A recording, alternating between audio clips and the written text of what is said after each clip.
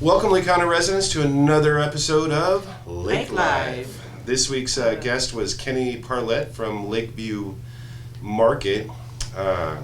He sent me out an email, just like a heads up, let me know that in the past he had created some episodes for LCP TV, and I went and looked through the archives and I found an episode or two, Joyce, and it was, I was like, okay, you know what, we need to have this guy on our show to talk about the myths of and how we kind of, we're always looking for that new diet, what's the craze, and all of them are crazy. Yeah, they're all crazy. They just keep going on and on and on and on, and they just come up with different names for the same type of diet. Low carb diet. Now it's called keto diet. It's just or paleo. Paleo. They just continue on and on. So it was really, Kenny's got the knowledge that we all need here to really kind of understand that meat is not all bad for you.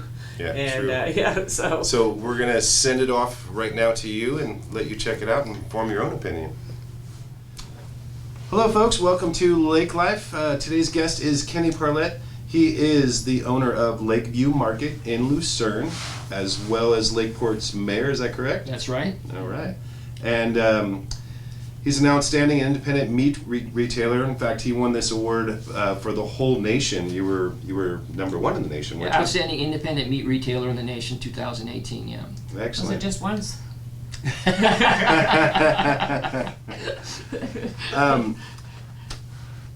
One of the topics it's all about food today, and some of the myths about meat. And I think we've brought in an expert today who can kind of enlighten us all. And we're going to touch on a few topics. And first question is, what you don't know about protein sources may be making you fat and costing you a ton of money. So tell us a little bit about that. Okay, so on my website I put up a thing on there. It's very entertaining and it's a lot of fun because a lot of people don't know what they don't know about protein.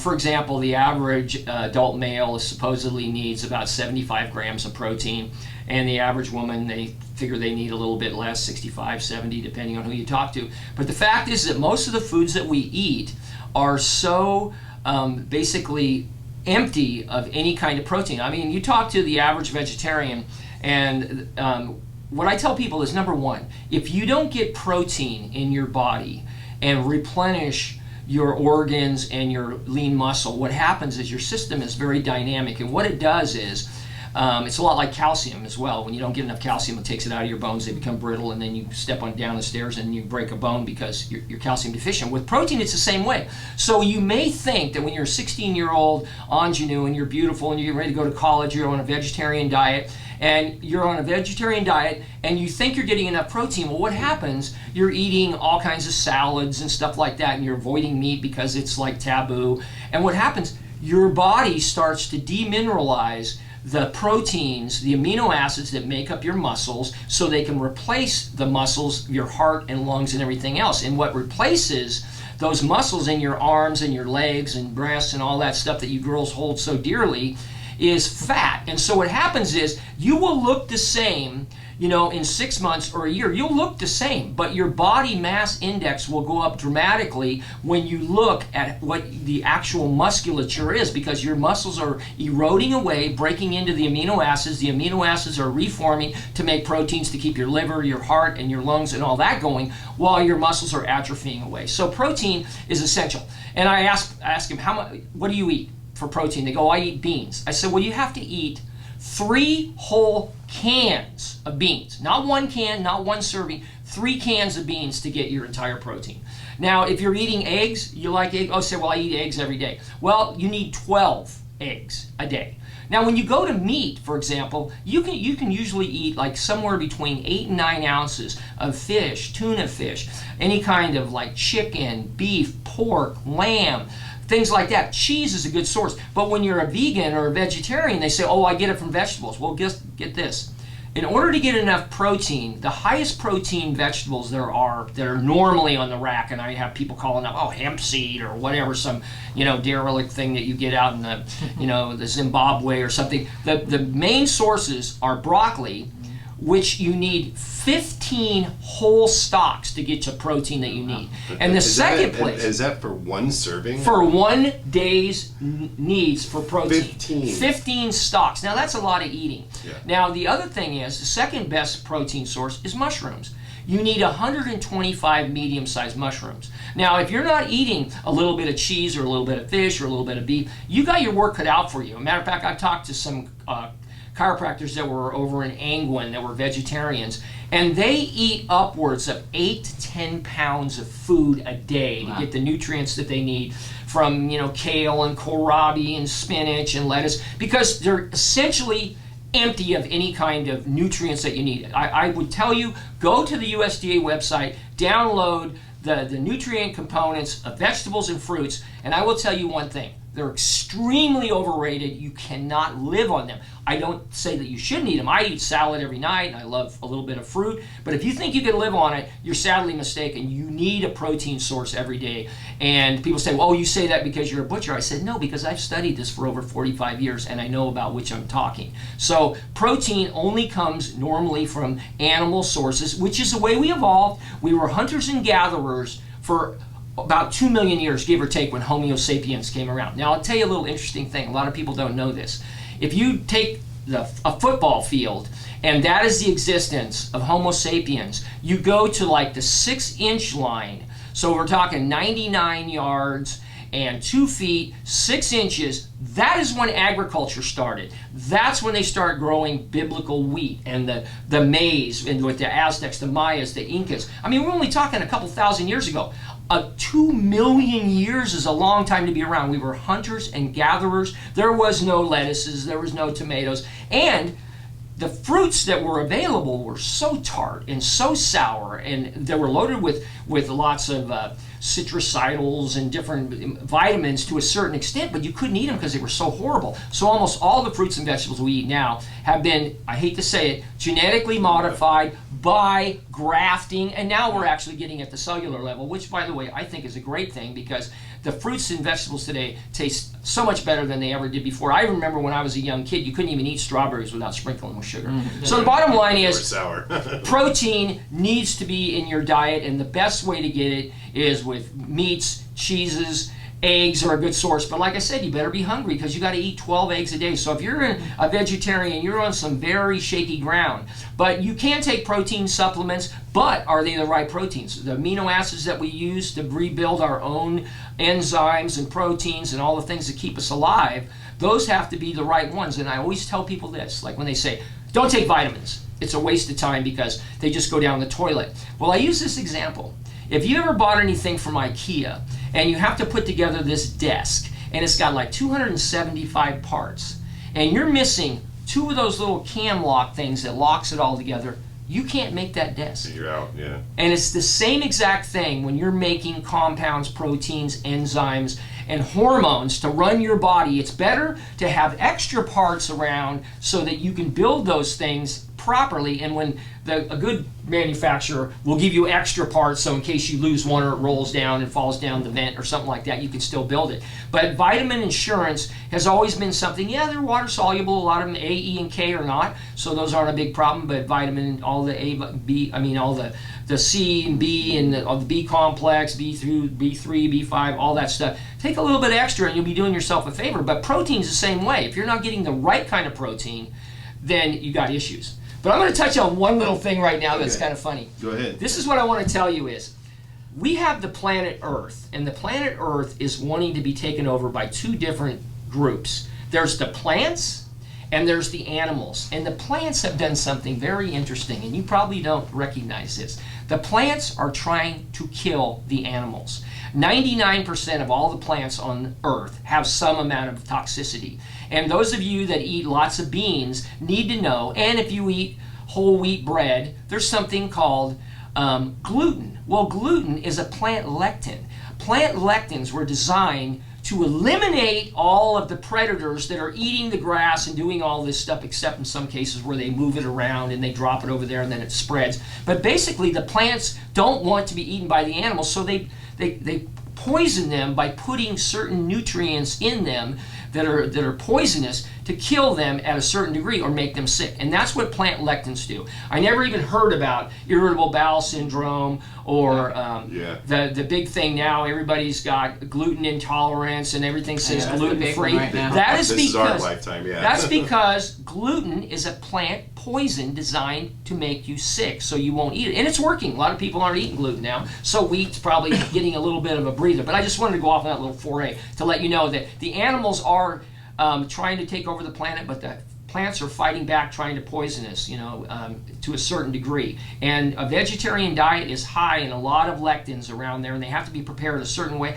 Like, for example, soy. Soy's got all kinds of problems. It changes the estrogens in your body so that maybe you could become infertile, you get male breasts and stuff like that. And you have to do a certain thing, create miso, and you got to make a tofu so that it's edible, because the stuff is not all it was cracked up to be. In fact, I think it's an anti-food, and I think it's a horrible invention, but that's just my personal opinion. Gotcha. So we're going to take you away right now.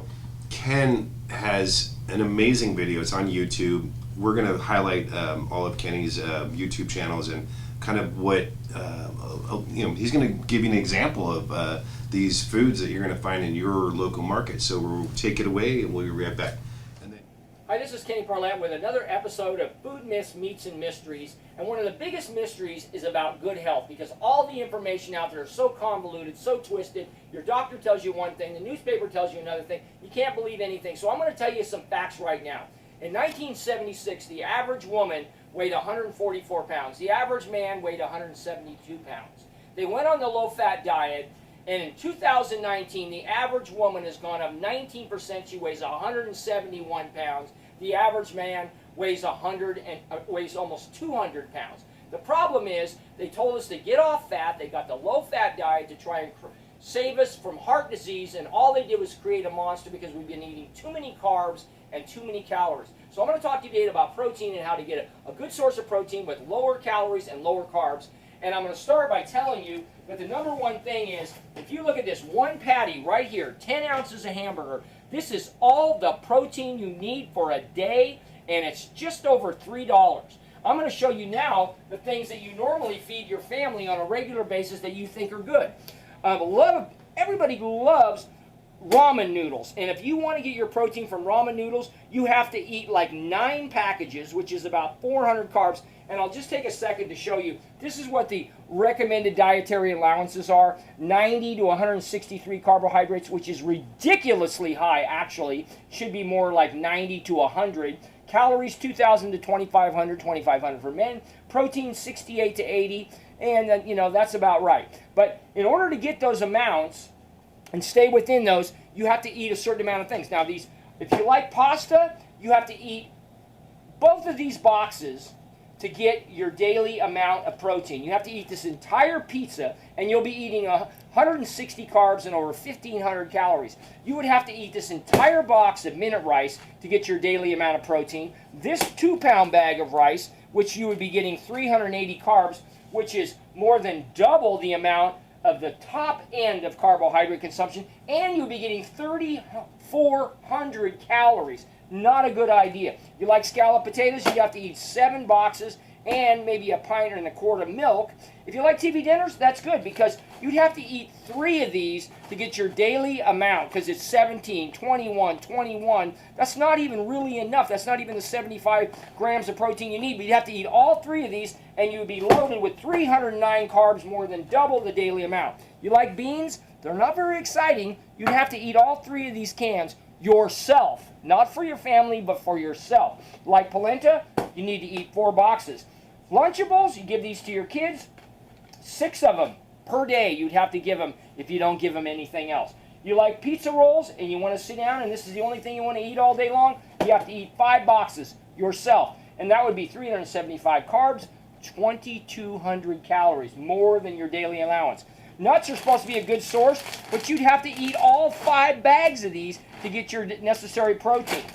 We've got Hot Pockets. People think that feeding your kids a Hot Pocket is enough. Well, yeah, if you want to feed your kids Hot Pockets and you want to give them their daily protein, you need to give them 1, 2, 3, 4 boxes if that's all the protein they've got all day long. You like Marie Callender's TV dinners? You'd have to eat 4 of these a day, And the cheapo banquet dinners, you need to eat 6 of these a day to get your daily amount of protein. And you would be getting 240 carbs, which is way off the chart, and the 2,000 calories. Burritos, I love burritos, but I don't think I can eat a whole package of 8 burritos, but that's what you would need to eat to get your daily amount of protein. And you would be getting 280 carbs, which is way off the chart, and 2,500 calories, which is the upper limit, and you couldn't eat another thing all day long. Now, I will say that this pasta here, 24 ounces of it, if you don't put meat in it, it's going to be 410 carbs, 2,000 calories, just to get your daily protein. Now, milk is a good source of protein, and if it's the only source you're getting, you have to drink an entire half a gallon a day. If eggs are your only source of protein, because if you're eating pancakes or waffles and jam and jelly and toast, you need to eat a whole dozen eggs to get your daily amount. Everybody says, oh, yogurt's a great source of protein. Yeah, if that's the only thing you're eating, you need to eat 3 of these containers, which is 300 carbs and 2,500 calories. Now, on the other side of the coin, we have meat. This is 9 ounces of sausage. This is your entire daily needs for protein. This is about $1.60. Imagine, this right here is about $15. This is about $16. You can get your entire protein for the day with this sausage patty. You can get it with this 8-ounce steak, which is about $4, a 10-ounce patty, which is less than $3.50, and any lunch meat you want is about 250 to 350 calories, but gives you all of the protein you need for a day. So if you buy a good sandwich with a 1/4 pound of meat on it, you only need 2 of those a day, and you're golden. A pork chop, a little 8-ounce pork chop, which is less than $2, gives you the same amount of protein as all of these piles of carbohydrates and calories. Cheese is a good source of protein, but you have to eat quite a bit. You got to eat 12 of these string cheese or a whole package of Tillamook. But tuna, shrimp are excellent. Matter of fact, one of the best ways to go is to get an 8-ounce package of shrimp, put it on a salad, and you're golden. You have all the protein you need. Or you can get over here and eat 6 TV dinners. What would you rather do? 3 hot dogs? And one of the big winners, I know a lot of gals love these things. They live on chicken breast. You only need 8 ounces of chicken breast to get your entire daily amount of protein. So now you know a little bit more about some of the mistakes you've been making. The carbohydrate consumption in America is off the charts. Calories are high. The best way to get a dense source of excellent protein is to eat more meat. It's cheaper, and it's absolutely the best way to go. Tune in for your next episode of Food Myths, Meats, and Mysteries. This is Kenny Parlet signing off. So, Kenny, let's talk about what's wrong with the politically correct nutritional. You kind of told us some of the nutrition things. So what do you think is the, we have the political correct, how you say things, what everybody thinks, but why don't you tell us some of the truth? Well, the two biggest irritations to me in my life are these cliches. And the spin that you get from the media drives me crazy. How many times have you either read or heard artery clogging fats from beef or pork or whatever? That is one of the biggest lies in the history of nutrition. The other one is, as I just mentioned in a previous comment, healthy whole grains. I would ask you to read Wheat Belly and talk to all the people that have irritable bowel and gluten intolerance. I don't think there's anything healthy about healthy whole grains. So one of the things they always say, eat lean meats. Why would you eat lean meats? When we were prehistoric in time, when we were running around battling with the saber-toothed tigers, when we would find a downed animal, we would grab the fattiest piece of the animal, organs and things like that. Why? Because if you know your nutrition, protein and carbohydrates have 4 grams of protein. Fat has 9 grams. You grab a fatty liver or something like that, for pound, you're getting 225% more calories to keep you alive when calories were hard to find. So the eat lean meats, that is such a fallacy, and that comes from this ill-contrived, absolutely horrific cholesterol theory that came about in 1975. George McGovern wanted to find the Holy Grail, and he said, we're going to find the cause of heart disease. He had this guy that came forward with his 6 country studies, and his name was Ansel Keys. And by the way, if he were not dead, I would put a contract on him, because he has set back American health 1,000 years and killed countless thousands and thousands of people due to obesity, because they misunderstood the fact that fat is good for you. But he said that the more fat you eat, the more heart disease you eat. And he had this graph that looked like a shotgun blast, but he categorized 6 countries and he surrounded them and he left off the other 16. It was diabolical. It was the most heinous use of statistics and so-called science in history. I hate this man, even though I never met him. He did so much damage. But anyway, he picked out these 6 things, and then he took it to Congress and all these, went through this bureaucratic thing, and then they said, oh, this looks good. I see the more fat we eat, the more heart disease we have on the graph. And then they got a vegetarian to write the national health guidelines. The bottom of the food pyramid had 6 to 10 servings of grains and all that stuff, which created this. Yeah, we were taught this in school. Yeah, and it went on. And then at the very, very top, you were supposed to eat almost no meat. The whole thing had no scientific basis. And the really interesting thing about it, and I'm going to cut this short, is that Ansel Keys, when he got done with the whole thing, because he bullied everybody, and give you a little tiny bit of history, he invented the K rations from his name Keys, K-E-Y-E-S. And so he had a certain amount of credibility when he went into Washington, and they all went in and listened to him, and they go, oh, this sounds great, we're going to get rid of heart disease. And anyway, so he said this. When he was all said and done, he said, I never believed that cholesterol caused heart disease. And now it's come to fruition that it's inflammation caused by eating foods that we were never evolved to eat, which is loads of sugars and carbohydrates and soda pops and trans fats and polyunsaturated margarines, which we were all told to avoid. Now, then they came out with the egg thing. You eat eggs, your cholesterol goes up. Well, I'll tell you, the biggest problem is, there was a study done, and old people like us might remember the Framingham study, and when it first came out, there was some evidence that something was amiss and that eating fat might cause a problem. When it was all said and done, because I'm not going to make you go through all of this minutia, when it was all said and done, and listen carefully, for every 1 milligram you drop your cholesterol, your death rate goes up 2%. Why? Because cholesterol is protective. Your brain is full of all these neurotransmitters, and they're all insulated with what they call myelin. The cholesterol makes up the myelin. All of your hormones in your body, particularly your sex hormones, are made up. One of the precursors is cholesterol to make those. Without it, you cannot make them. Mother's milk is full of 75% cholesterol. How can that be bad for you? It's insane that people went off in such a ridiculous path. It kind of reminds me of 2020 and 2021, how people could be so oblivious to science and even their own, common sense. But then the other thing is salt. Don't eat salt because it causes your cells to swell. And so we have millions of people around this country doing without salt. And by the way, without salt, everything tastes horrible. Exactly. And I will put this to you. Anybody that's ever had a pepperoni pizza, Chinese food, or ham, you wake up in the middle of the night dying of thirst. Your body manages your own salt content. But what a lot of people don't know is there was an observation back in the Northeast. They had a heat wave, which is very uncharacteristic, and it was maybe as high as like 90 or something. And they had something like hundreds of people. I can't quote it, and I don't want to give you wrong figures, but it was in the hundreds. And every single person that died of heat stroke during those times was on a low-salt diet.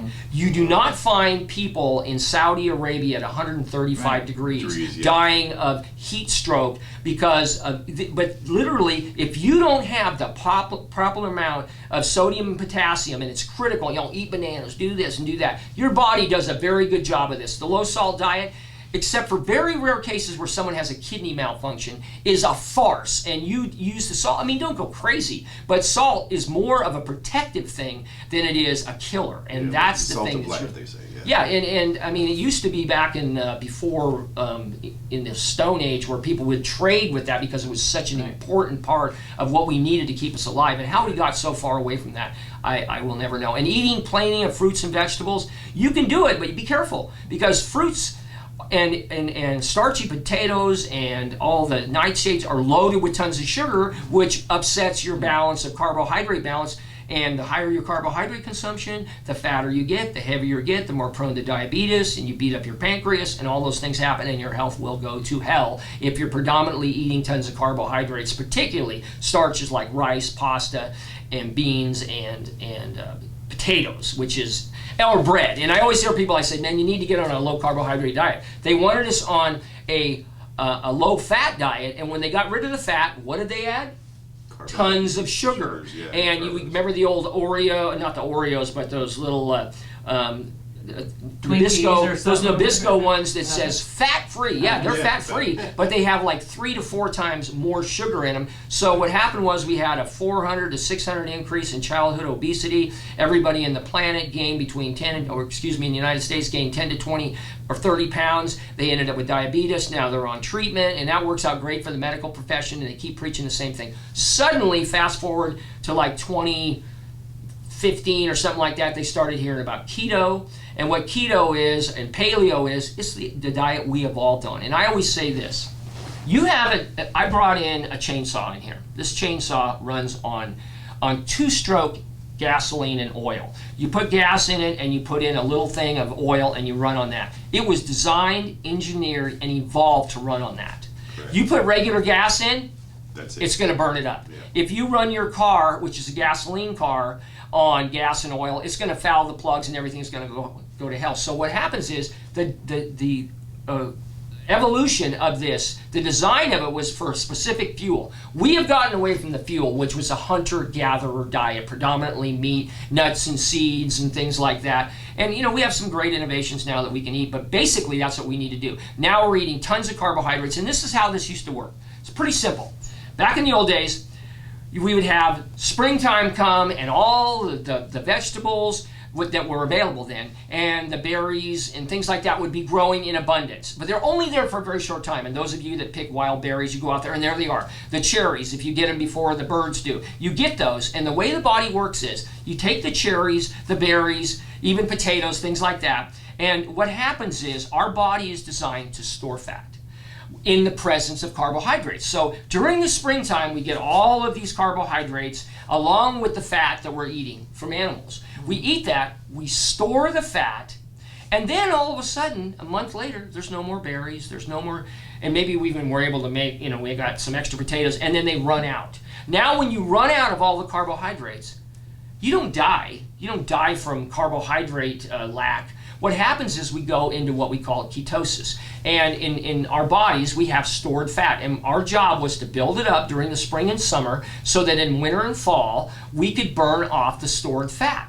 So the fat breaks into glycerol and 3 fatty acids, and it goes, and the glycerol, which is a sugar, goes to our brain, gives us incredible brain power with a little bit of burning of this ketogenic process, and then the triglycerides go and feed our body. And we do that for 6 months. We would come back in the spring and we start over. So we get a little bit plump, and then we burn it all off during the fall and winter, and then springtime comes around, and then we get back in the carbohydrates. Well, now we always have bread, we always have bananas, we always have strawberries. All this stuff is coming from south of the border, and we're getting it from wine and beer and all this stuff. So we always have it. So we never go through this cycle of getting a little bit, chunky, and then we burn it off, like the bears do, where they go into hibernation. Right. And so this is one of the mistakes that we make. We don't realize carbohydrate consumption was only part of the year. Now we do it 365 days a year, and especially on holidays and birthdays and every other time. We got a million excuses to have cake and ice cream and all that stuff. So as if we need more excuses. But anyway, that's the biggest thing. And so when we came out with keto and paleo, you reduce the carbohydrate consumption to a very low level to force your body to do what it did for millions of years. That's to burn off the stored fat. Unfortunately, it usually takes 10, 20, 30, 40 years to put this fat on. It's a very hard struggle. I've read countless books and hundreds of articles on fat loss, and it's the toughest thing you will ever do, and it takes discipline like you'll never believe, because the body is designed to hang on to that fat for dear life. Because when you get to a certain level of fat, your body quits functioning. I don't know if you ever heard the story that super elite athlete women, when they get below 12, 13%, they quit menstruating. Their body starts shutting down because it can't function properly. So our job as human bodies is to store our fat as much as we can, as long as we can. So that battle to lose weight is going to be the toughest battle you ever fight. And I'm never going to say it's easy, but there's some really good articles out there, but nothing works great for everybody. Everybody's a little different. But I will tell you one thing, don't be misled. Exercise does not make you lose weight. All it does is make you hungry, and it makes you burn more fuel, which makes you hungry. It's just the same. I tell people, I said, if you got to drive from here to Lakeport, it's going to take so much gas. If you go from here to San Diego, you're going to need a lot more fuel. And when you exercise like crazy, you create hunger, and then you eat more, and so you end up in the same place. Don't get me wrong, exercise is great. I always recommend exercise, but don't think for a minute you're going to start losing weight unless you do it in conjunction with a very low carbohydrate diet, and really watch what you eat. And all these other things like 3 meals a day, 7 meals a day, intermittent fasting. The different things work for different people. I'm on what I call the big cat diet. I eat about a pound of meat and a salad and some beans and a couple slices of bread once a day, and essentially don't eat anything else. Works for me. May not ever work for you. Other people eat 3 meals a day. Works for them. You got to find out what works. But basically, all the carbohydrates are killing you slowly in 100 different ways, particularly making you fat, making your joints work harder, and all of those things are going to be for an early demise, because diabetes is the worst way to go, because it takes you out with your vision, with your kidneys, with everything. It's just a horrible way to go. So cut those carbohydrates as much as you can. But those are the main ones that bother me. The healthy whole grains, no. The artery clogging fats, that's the biggest bunch of junk I've ever heard, because they're fats, generally speaking, like butter is great for you, and now they found out that all the good nuts that are loaded with this nut seeds, and which, by the way, peanuts are not a nut. They are a legume, and they are not good for you. They are full of lectins too, but eat them if you want. But the nuts and the seeds and all the fatty stuff that you see, the polyunsaturated oils, those things are passé now. Oh, why? Because they found out they're full of trans fats. All the olive oils and palm oils and all of those fully saturated oils are good for you. Why? Because they're saturated. What does that mean? There's no open electrons to react with your body to create free radicals. And the free radicals are one of the theories of aging, the free radical theory of aging. I could go on about that for days, but that's another whole thing. We'll have him back for another episode. So I was reading an article when you mentioned wheat, and I was reading a scientist finding that like you said, wheat is not so good for you, that we're overdosing ourselves on the wheat germ. And so do you feel that's, you seem like you got to kind of handle I've read countless articles. One of my favorite authors that's done exhaustive research is Gary Taubes. He wrote a landmark article in the New York Times that says, what if it's all been a big fat lie? That pretty much said it all. But then he wrote a book called Good Calories, Bad Calories. Then he wrote a book that says why we get fat and what we can do about it. But there's another author, I can't remember his name, and I apologize. He wrote Wheat Belly, describing countless millions of people around this country that are being sick and they don't even know why. It's gluten intolerance. It's because there's nothing healthy about whole grains, and we have been misled. And I hate to tell you, but the food industry are the biggest, most vicious predators in the food industry. They have what they call front groups that sit out in front of 7-Up and Pepsi and Cadbury, and they tell you lies, and then 7-Up will say, oh, I never said that. Pepsi, we never said that it was healthy for you, but these people are paid millions to do that. The bread companies are the same way. Kraft General Foods is one of the biggest companies in the world, and they have people on staff that do nothing but lie to you and twist everything and spin everything so it sounds good about how healthy it is for you, when it couldn't be further from the truth. I think the less amount of bread you ever eat, unless it's like spelt or some of these other types of things, you want to be very careful about that stuff, because it's loaded with carbohydrates in most cases, and it's poisonous. Just like I said, this is plant toxins in the form of gluten and other plant toxins that come around with it when you eat it. Yeah. Okay. What about the almond flour, coconut flour that's now on the market for people? I've been reading some articles on that for the gluten free. Yeah, not just the gluten free, but also the diabetics and stuff like that. Because I take care of a diabetic person. What is the disease for the people that are most celiac disease? Celiac disease. Yeah, celiac is a real problem, and boy, it's just miserable. I think that it's great that there are some small companies that are responding to this and giving people opportunities to go home and make a bread that's healthier than what. I mean, I gotta admit, man, there's nothing better than a sourdough. And I have like one slice cut in half with a stack of butter on it, and I love it. But I feel sorry for people that have weight problems and have to stay away completely. But all of these types of ingenious flours that they're making things. I think that's a real move forward, and I think that's great. But you're not going to see too many from Pillsbury and Kraft General Foods. They've got their billions of tons of regular flour, self-rising, and all this other stuff going out to the market, and it's been devoid of all chemicals. The stuff, it won't ever rot in like 100 years because it's just been bleached out of existence. And to make that and then eat it and pretend that that's healthy for you, like a peanut butter and jelly sandwich, really the only thing good is the peanut butter. Throw everything else away and go get a spoon. That's what I do. That's exactly what we do in our house too. I don't eat the bread. I don't mean to agree with you guys on this stuff. I'm trying to be controversial. Oh, you're controversial. We totally get it, yeah. So give us just some like little points on the myths of health, just so people can kind of have,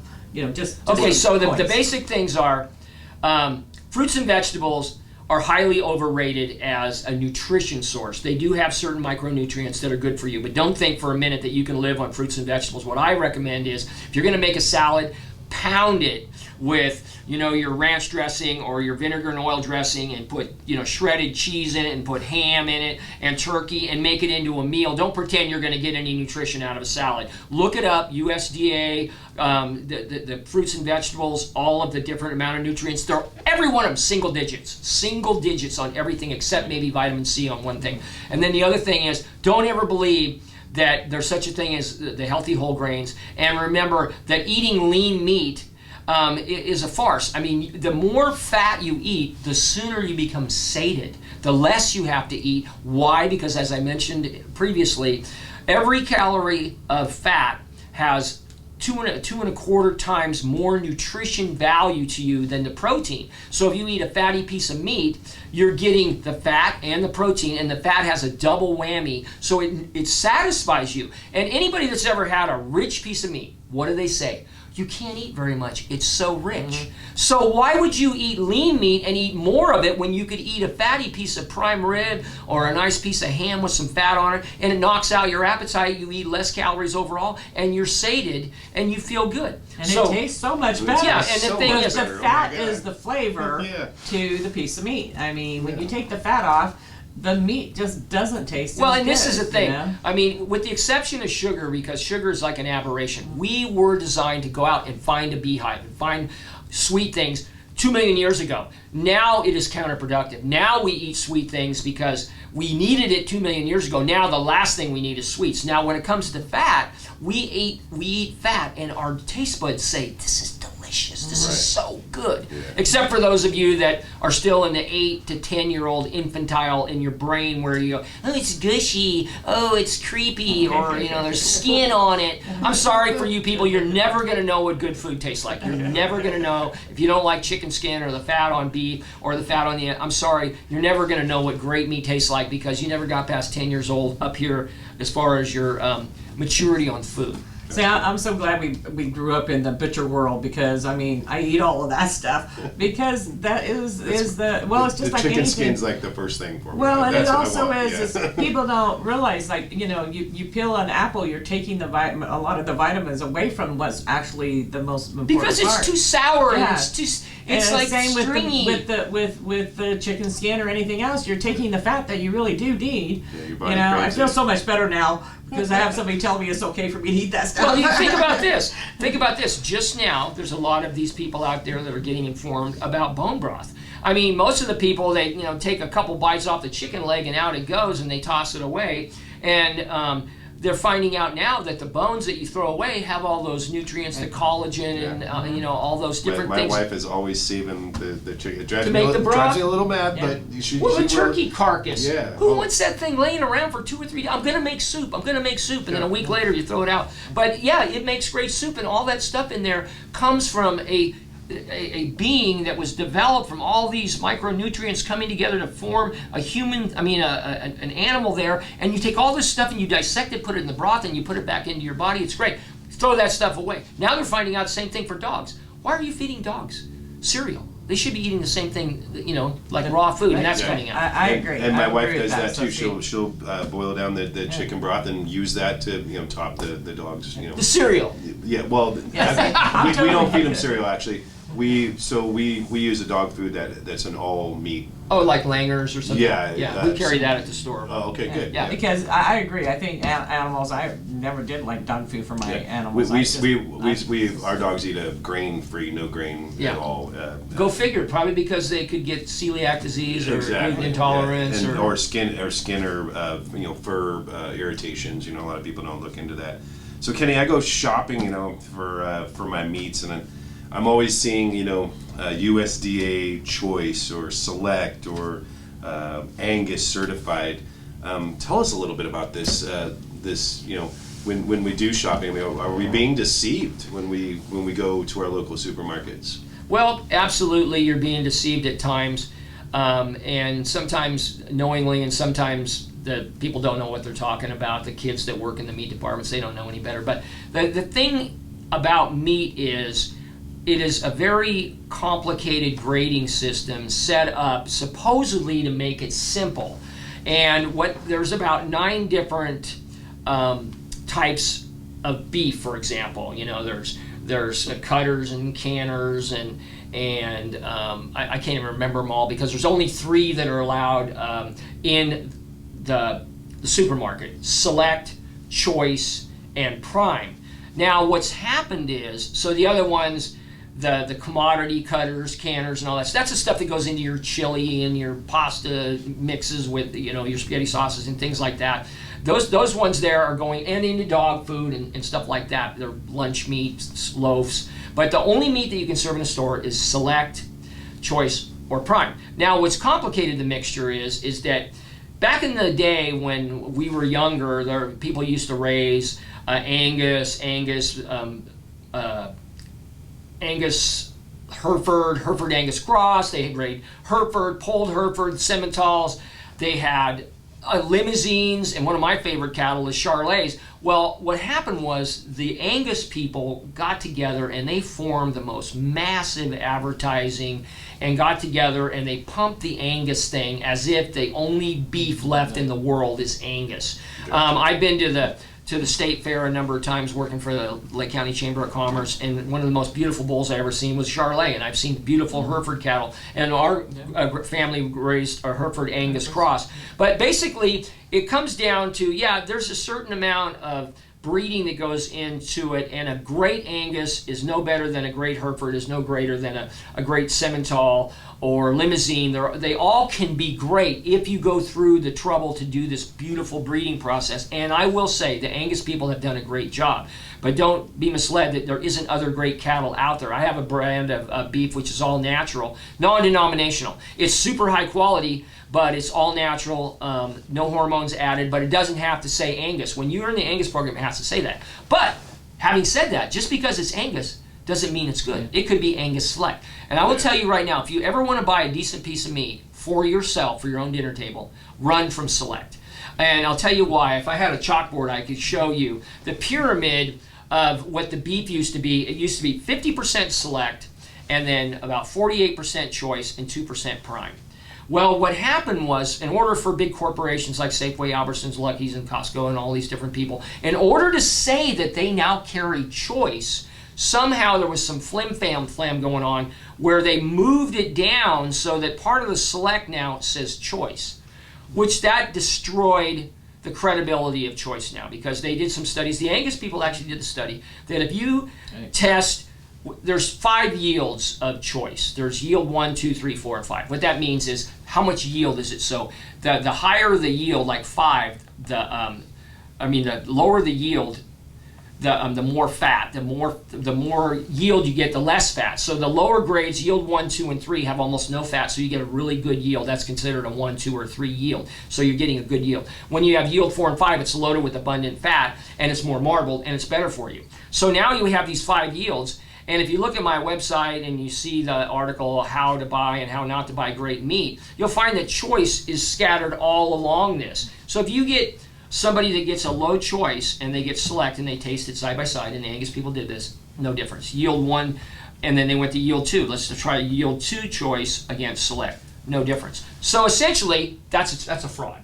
When you see choice, USDA choice meat, and it has no marbling in it, you know it could have used to been graded select. And what you need to learn to do is see what good meat looks like, because the label doesn't mean as much as the visual. When it's got abundant fat mixed through it, it's going to be high choice or prime.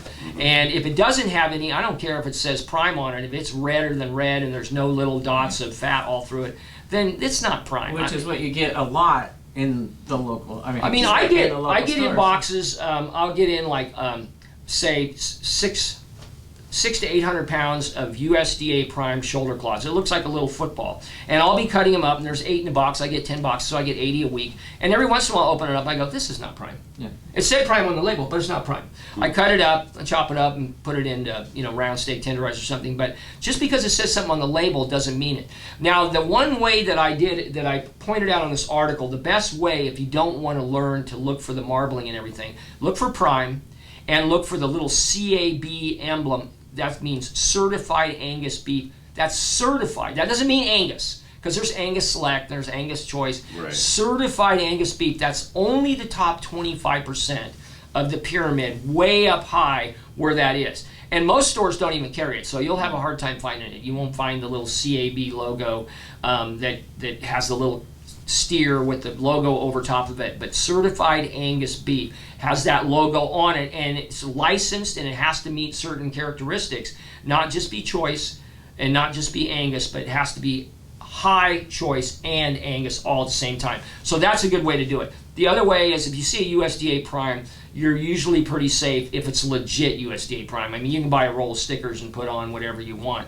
and that doesn't mean anything. But normally prime will just that scream at you. happens probably more often than not. Yeah. I have bought meat that says that they're a certain type of meat, and I open it up. Yeah, and it could be that I grew up in the butcher world too, but I looking like, oh no, or they serve it in a restaurant. It's like, no, this is a tri-tip. This is definitely not, what they're saying it is. So yeah, exactly. Some people try to think that not everybody knows a piece of meat, and most people Well, don't. and The average person does not know what they're eating, I mean, so restaurants tell them they're serving certain things, and unless you grew up in the world, you probably wouldn't know any different. Well, the business has done their best to confuse everything. They have all these exotic cuts that people rarely, they've got, like right now, people have been asking for skirt steaks, and they don't understand that they're more expensive than filet mignon, and there's only like 2 pounds on a whole steer, and so when the restaurants are using them, or Bobby Flay and his group on the Food Network is taking a bunch of those and telling them about them, then all of a sudden they disappear. You got hanger steaks, you got petite tenders. The ones that bother me the most is when they try and promote something that is not very good and make it into something that it's really not. Like flank steak's always been one of my favorite enemies. I've never been a big fan of flank steak. I've cut up thousands or tens of thousands of pounds of beef. I've never seen a flank steak with any marbling. What makes beef good? Marbling. You'll never see a flank steak with marbling. Never. Why would you make anything out of a flank steak if you could find something better? I have what I call fake flank, and I cut it out of prime cross rib, and I cut it and I butterfly it and lay it out so they can roll it up and do the roll-ups and all that stuff. But I always say that the flank steaks, the reason there's so many recipes out there is because back when your dad and I used to work in the meat department, we get in 3 beef a week, we get 6 flank steaks, and by halfway through the next week we got 9 flank steaks, and we're going, what are we going to do with them? Go make people, have them make recipes for flank steaks, please. And so then they have all these ancient recipes that are coming forward with flank steak. And don't get me wrong, there's some great meals that people can make out of it, but it would be even better if you got the other thing. I'll give you another good example of a piece of junk that I will not even carry in my store, but all of our grandmothers ate it, and that's rump roast. Rump roast comes from the back leg. It is the toughest piece of the steer next to the brisket, which you cooked at 203 for like 12 hours. Yeah. And Grandma used to buy it because it was like 29 cents, 39 cents. And it seemed like all of our grandmothers, they were always broke. I mean, and so they bought all this cheap stuff like flank steak and cooked it for days. And tri-tip was a cheap piece of meat. Well, tri-tip didn't even exist until about 15 or 20 years ago. So I don't even carry eye of the round. I don't carry bottom round, which is rump roast. I think it's a horrible piece of meat. If you set it on the table, it looks like a piece of granite. Yeah. And you can eat it fine, but why would you unless you're just stone cold broke? So for a couple dollars more, you can get something that just delivers such a great experience. So I don't carry lowbrow stuff like that in my store, and I wouldn't recommend that you ever buy it. Especially don't buy a select rump roast, because you could probably kill somebody with it after you cook it. Because you bounce it off their head Oh my and God. kill them. Teeth fall right out. All right, folks. You know what? We're just about at time today. Kenny, give us your website. What's your website? It's really simple, lakeviewmarket.com, and we have a lot of really good stuff on there. I will tell you right now, because of this time in which we live with all this hysteria and prices going up and no labor, that a lot of the stuff that I quoted in, like what you don't know about protein, the prices are different. There's another one on there that says the myth that meat is expensive. It shows prices that were from a while back, but it's still relative, because while the chicken went up, so did the Oreos, and shows, because I compare this with all these other crackers and cookies and cakes and donuts. It's across the board. And so it's still relevant. His prices are on there for his meat pack that was just on there today, salivating and the thought of coming in. Great meat packs. Great Absolutely meat packs. the best meat packs you can buy. Folks, just so you know, we're going to have Kenny back. He's going to come back more often than he actually knows, because we're going to talk about that. And because we haven't even touched on some of the topics. There's just so much more to talk about, but as you know, we're running out of time today. And Kenny, we want to say thank you for joining us on Lake Life. We look forward to seeing you again in September. I hope to have you back, and I'll look forward to we'll it. cover some more great topics. All right, great. Thank you so much. And as I said, he does have the best meat packets in the county. In the North America. There's He's been awarded that. There's a reason why he is the #1 nationwide meat retailer. Yeah. Well, we're lucky to have him. The thing that's kind of difficult is when I deal with people, and when you go in, I went into a machine shop the other day. It was an electric shop, and I went into a guy, and I went in there because I needed his help, and I needed this motor fixed, and it was for my saw, my meat saw, and I needed it fixed, and I needed it fixed now. And when he was telling me about all the things that were going on, I was in awe of his knowledge.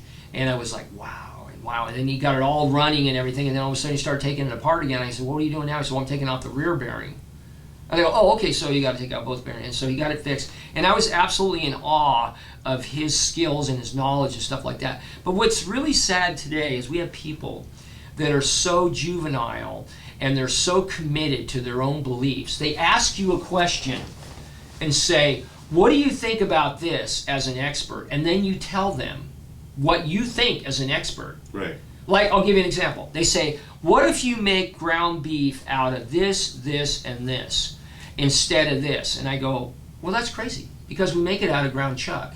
Yeah. And chuck is right next to the ribeye. Nothing's better than ribeye. Yeah. So if you're making it out of ground, and then we add tri-tip, New York, T-bone, and ribeye fat to it to get it to 80-20. Why would you waste your time doing that? And then they get insulted because they went on the internet and they said, well, I heard that if you do 2 parts brisket to 1 part flat iron and 1 part chuck and 1 part round, that it's even better. And it's like, do you want a professional opinion, or do you, if you want to go into charcuterie and doing all this stuff and go over to Cabela's and get yourself a grinder and screw around with all this individual stuff, fine, you can do that. I'm just telling you, in my opinion, I've been doing this for 50 years, and I've listened and talked to tens of thousands of people, and that isn't going to make any difference that you're going to notice. Right. And then they get offended.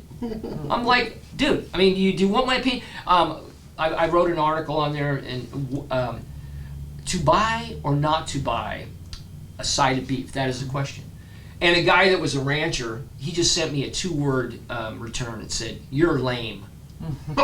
Now, what I told him was, you get 1/3 of a half or a whole is round steak. which I just told you, is junk.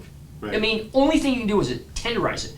You can make London broil out of it if you want to choke to death on that, because it's almost as bad as rump roast. Oh, yeah. So there's nothing you can do with that. And then you got all this plate meat on the bottom. You got your flanking ribs and you got one piece of 4-bone chuck rib, one piece. The rest of them are all these worthless rib bones and stuff like that. And then you got the shoulder, which you get about 5 chuck steaks, 2 nice chuck roasts, and all the rest of it's hamburger. And so then you got the good stuff.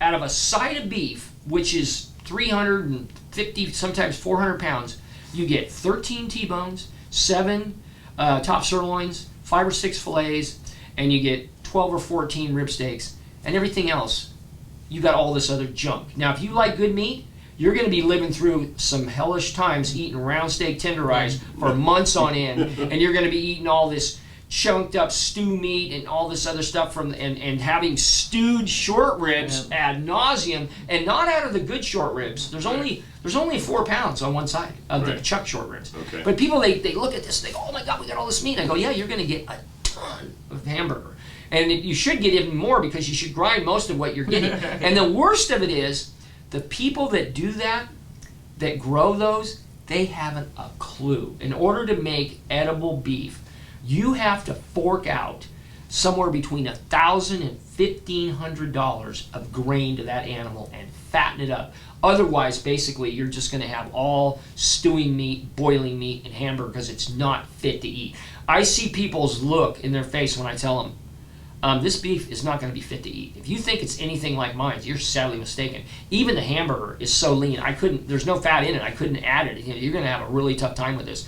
And they got sold down the river by this is a topic, is grass-fed. The thing about grass-fed is so beautiful for the grower.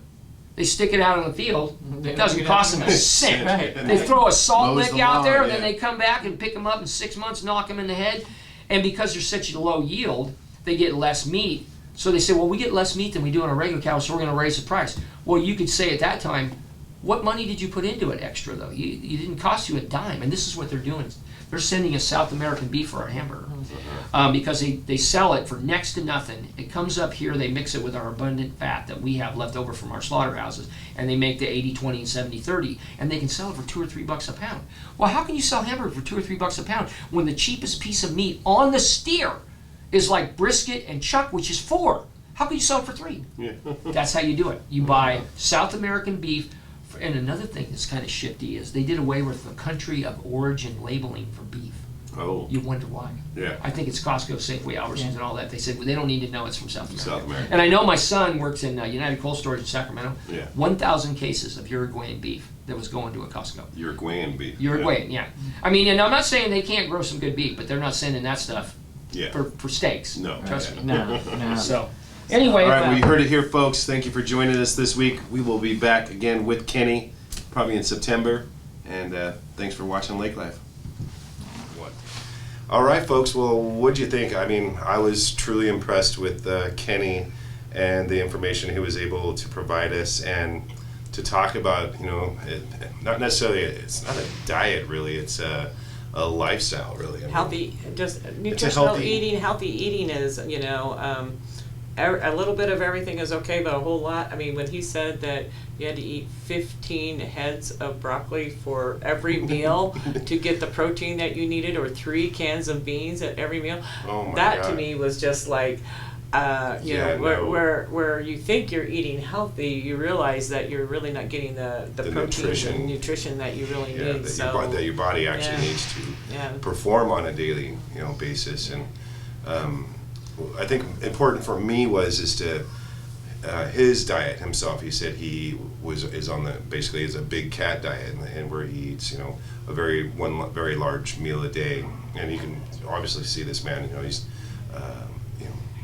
not healthy, energy. Yeah, like and he's really got it together. And sharp.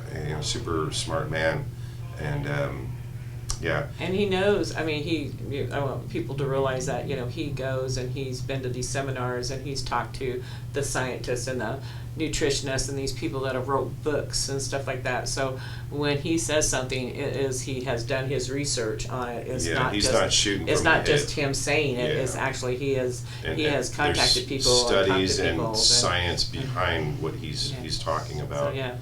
Very educational to me, and to know that me being a meat eater is okay. Yeah, Kind of like that, because I have yeah. vegetarian friends who Yeah. just kind of look at me, but being a meat eater is okay. So. And I also found fascinating the grades of meat and just how we as consumers are deceived when we go to our local supermarkets, and know that Kenny provides quality meats right through Lakeview Market. You can check out his website, order a meat pack, and just check it out for yourself. Well, plus if you don't know how to cook a piece of meat, how many butchers you go in and you don't know like what is this grade or what is this piece of meat, how do I cook it? Right. One of the things about Kenny is he's very educational. He grew up in the field, so he knows what he's talking about and how to cook it, whether it's a slow cook or you could cook it faster, or what to marinate it in, or what kind of seasonings to use on it. He loves to help people create a meal that is not just healthy but also tastes really good. Yeah. And he does not mind answering all those questions right at the counter. I mean, I've seen him do it, and I've always been impressed with that. Your premier butcher in Lake County, and like we said, #1 in the nation meat retailer. So guy knows what he's doing, right? Well, thanks for joining us this week. Don't forget to like and share and support. Subscribe. Subscribe. Yeah. Only takes you a second to go ahead and hit that subscribe button. It means a world to us, though. That's how we are able to keep bringing episodes to you. So stay tuned. We've got another one coming up for you in a couple of weeks. I think we're going to try and get Patty Diener in here. Yes, yeah. She's a local author. Excited. Joyce and I have read her book, and we look forward to seeing you here soon.